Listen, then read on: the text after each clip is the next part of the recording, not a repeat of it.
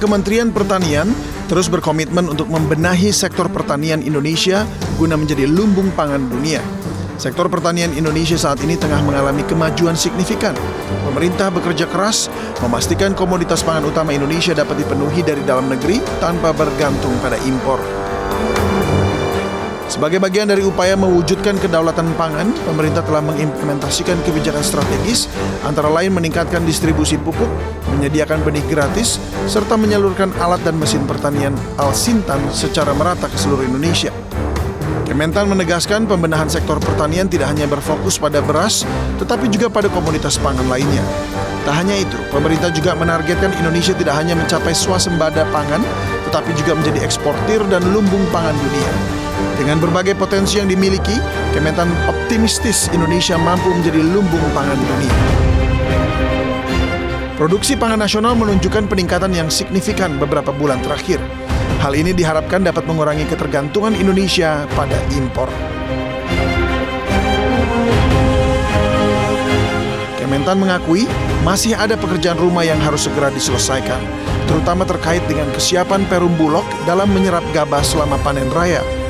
Dengan berbagai kebijakan dan upaya yang sedang dijalankan, pemerintah bertekad untuk menjadikan Indonesia sebagai negara yang mandiri pangan dan berperan penting dalam pasar pangan global.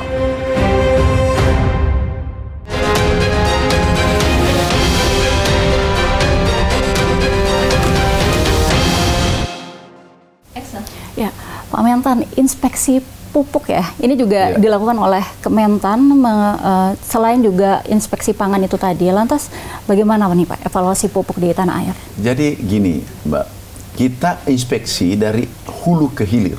Hilirnya tadi adalah di pasar, hulunya adalah sarana produksi, pupuk, herbisida, alat mesin pertanian dan seterusnya, irigasi dan seterusnya. Nah, kemudian mengenai pupuk, ada kita pengadaan pupuk kurang lebih 800 miliar. Pengadaan? Iya, pengadaan.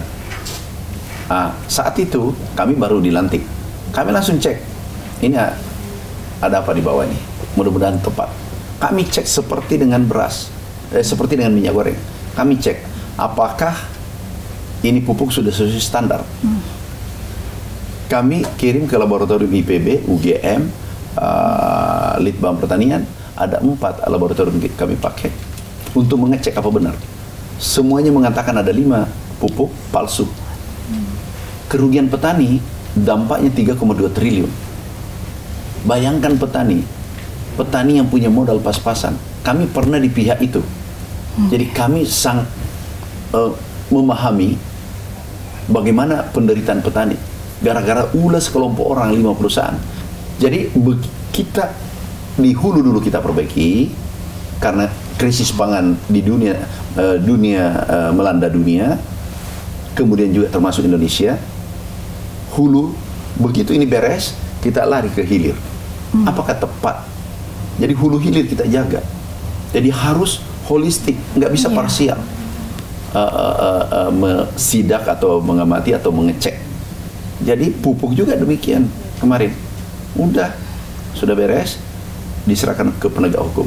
Tapi ini artinya kan itu terjadi ketika mungkin Bapak juga memerintahkan untuk dicek lagi begitu. Ya. Apakah ini bisa Pak menjadi rutin begitu ya, supaya tidak terjadi hal-hal seperti ini lagi begitu? Yang terpenting dulu kita melakukan penindakan, jangan melakukan pembiaran. Yang kami tindak bukan pengusaha saja, tetapi pegawai kami sudah tanda tangan pemecatan. Kami pecat.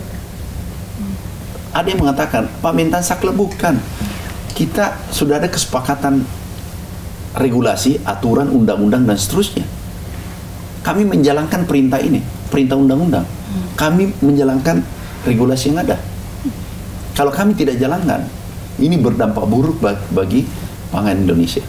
Ini artinya juga udah ada koordinasi ya Pak dengan pihak terkait. Ini termasuk juga Satgas Pangan yang terlibat dalam. Sekarang kami kirim ke Polda, ke Kejaksaan. Dan juga sudah ada tersangka, juga ada kami pecat. Jadi sudah clear ya Pak sejauh ini? Ada lagi yang baru nanti kami umumkan. Berarti ini masih terus dikembangkan ya Pak? Terus, sampai di sini bersih. Baik, Pak mungkin ke hal lain ya, sepertinya masih ada sangkut pautnya nih Pak. Ini kan pangan juga menjadi perhatian khusus dari Bapak Presiden. Koreksi jika saya salah Pak, ada 9 poin yang juga terkait dengan ketahanan pangan dari 77 proyek strategis nasional.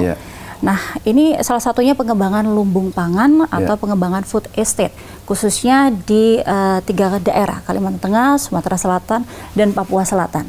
Betul, Bapak? Betul. Ya. Lantas, mungkin bisa dijelaskan gitu, Pak, apa sebenarnya proyek ini dan apa tujuannya untuk masyarakat? Jadi gini, penduduk Indonesia pertambahannya per tahun 3,5 juta. Pangan itu mutlak. Negara itu wajib memenuhi pangan, papan sandang pangan rakyatnya. Pangan bermasalah, negara bermasalah. Dan mati hidupnya negara tergantung pangan, sangat tergantung pangan. Kalau krisis ekonomi, kita bisa lolos.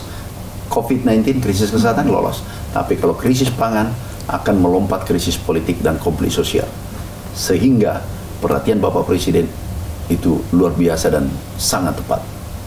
Berarti kita membangun ini rencana 3 juta hektar. Semuanya 3 juta hektar. Kita rencanakan 1 juta per tahun, mungkin 4 tahun dan seterusnya. Yang penting tercapai 3 juta hektar.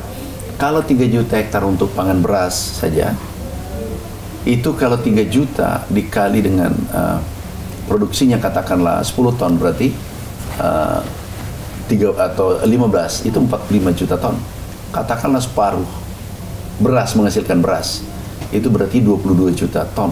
Kita kekurangan 3 juta ton. Kita surplus 10 juta, 18 juta ton. Nah, ini sangat penting. Kita lihat iklim, climate change, itu perubahan iklim yang terjadi luar biasa.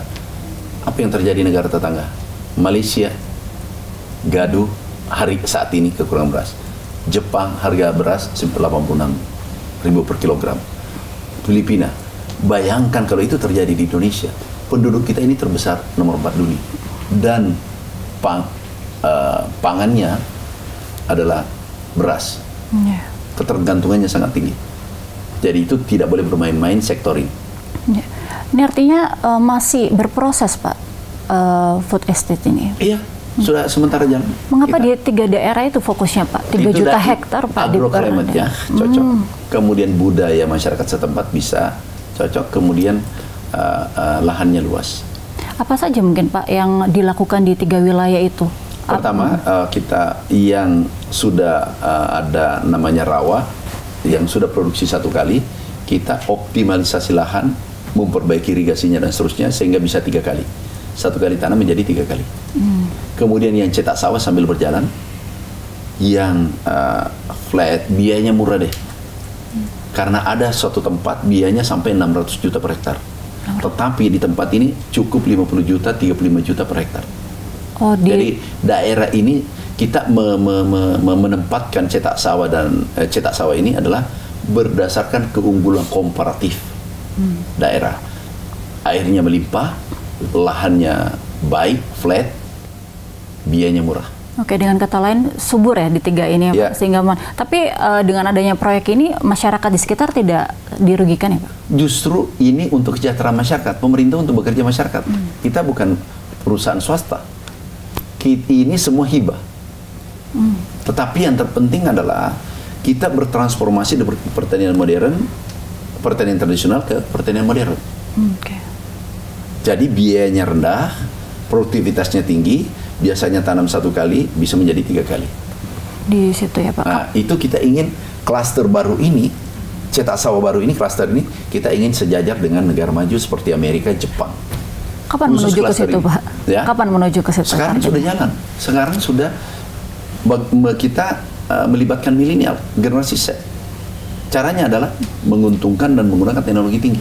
Sekarang ada 27.000 milenial terlibat. Keterlibatan mereka dalam bentuk apa, Pak? Dia yang mengolah. Oh, justru mereka ya? Mengolah, kemudian yang punya lahan dia bagi hasil. Karena jangan di sana itu luas lahannya satu keluarga itu bisa 400 hektar, 1000 hektar. Satu keluarga. Tentu tidak bisa diolah dengan manual. Ini dikolaborasikan dengan petani milenial, dengan pemilik lahan. Justru banyak ya petani milenial. Iya, karena pendapatannya yang testimoni kemarin itu 15 juta sampai 20 juta per bulan bersih. yang mereka dapatkan. Iya, di atas gaji menteri yang rajin. Hasil dari food estate ini sudah mulai dirasakan atau masih menunggu waktu nanti begitu, Pak? Ini kan produksi sekarang bagian dari food estate yang produksi ini meningkat tajam. Berarti, dan itu kata BPS kan tertinggi selama 7 tahun kan. Berarti ini menuju keberhasilan ya Pak, karena kan kemarin sempat viral food estate ini masih belum terlihat lah Pak, ibaratnya hilalnya belum terlihat. Bagaimana Pak? Sudah benar, ya omongannya orang itu sudah benar karena dia bukan orang praktisi, bukan orang pertanian. Dia mimpinya disulap, ditiup langsung jadi. Ini butuh proses, cetak sawah butuh proses, kemudian butuh penyesuaian tanaman, butuh penyesuaian alam lingkungan. Nah, tapi orang yang tidak paham, kita maklumi aja. Karena kalau kita memperhatikan mereka, kita tidak bekerja. Coba yang mental-mental seperti ini, kalau dia lahir pada sebelum merdeka, pasti tidak merdeka. Karena hitungannya pakai bambu masa lawan senjata. Tapi ada passion, ada kemauan keras kita, sehingga kita merdeka. Mental yang dipakai untuk menyelesaikan food estate adalah mental petarung dan mental yang memerdekakan Republik ini. Tapi itu nggak jadi kendala kan Pak? Opini buruk masyarakat mengenai ini tidak jadi kendala? Atau ada kendala lain? Gini, tidak akan kita berhasil kalau kita peduli pada opini. Tapi kita peduli pada target. Nah, itu baru bisa berhasil. Baik. Dan tidak boleh mengeluh. Mengeluh berarti gagal. Jadi tentunya kita berharap banyak mengenai food estate ini. Ini juga untuk salah satu upaya untuk swasembada pangan ya Pak ya? Yes. Baik, Pak, di bidang peternakan nih, kita beralih ke bidang peternakan, ada proyek strategis nasional pengembangan produksi daging sapi ya Pak? Dan juga susu sapi. Kami ingin membahasnya lebih dalam, tapi tunggu dulu Pak, kita jeda sejenak, tetaplah bersama kami di One on One.